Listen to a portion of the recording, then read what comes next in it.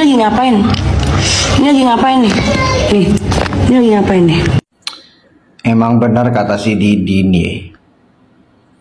Kalau si Ningsi ini kalau ngomong ini lemah lembut, intonasinya kagak pernah tinggi, tata keramanya baik. Ya pokoknya wanita ideal, layaknya wanita wife material katanya. Iya.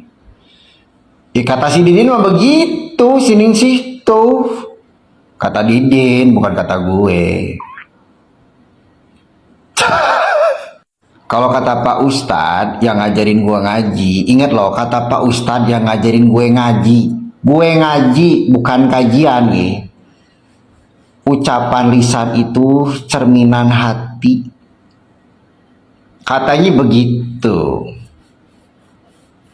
Jadi lu nilaiin diri aja dah.